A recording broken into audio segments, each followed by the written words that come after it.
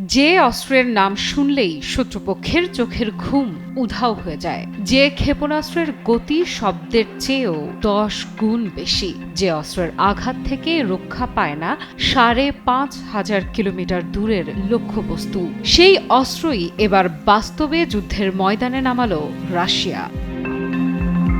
রাশিয়ার অন্যতম পারমাণবিক সক্ষম ক্ষেপণাস্ত্র ওরেসনিক আনুষ্ঠানিকভাবে মোতায়েন করা হয়েছে, আর এতেই কপালে চিন্তার ভাঁজ পড়েছে গোটা ইউরোপের। যেন ইউরোপের ঘাড়ের ওপর বসে নিঃশ্বাস ফেলছে এক ক্ষিপ্র গতির বাঘ, যে কোনো মুহূর্তে ঝাঁপিয়ে পড়তে পারে।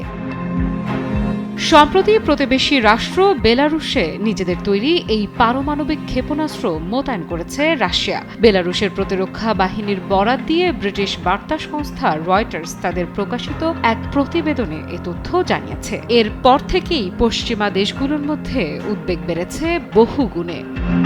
30 ডিসেম্বর এক বিবৃতিতে বেলারুশের প্রতিরক্ষা মন্ত্রণালয় জানায়, সেনাবাহিনীর ওরেসনিক ক্ষেপণাস্ত্র ইউনিট দেশের নির্দিষ্ট এলাকায় কমব্যাট ডিউটি শুরু করেছে। এই ক্ষেপণাস্ত্র সম্পর্কে রুশ প্রেসিডেন্ট ভ্লাদিমির পুতিন আগেই দাবি করেছিলেন এর গতি শব্দের চেয়ে 10 গুণ বেশি এবং একে প্রতিহত করার মতো কার্যকর এয়ার ডিফেন্স সিস্টেম এখনও তৈরিই হয়নি।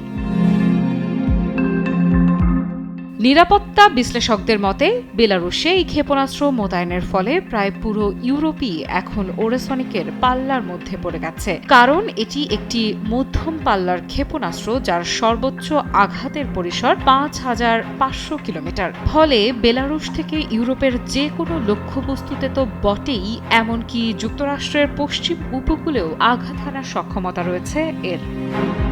এদিকে রাশিয়া ও বেলারুশের প্রতিরক্ষা মন্ত্রণালয় যৌথভাবে প্রকাশ করেছে একটি ভিডিও, যেখানে দেখা যায় ঘন অরণ্যের মধ্যে দিয়ে একটি ওরেসনিক ক্ষেপণাস্ত্র পরিবহন করা হচ্ছে, যা সবুজ রঙের জাল দিয়ে সম্পূর্ণভাবে ঢেকে রাখা হয়েছে।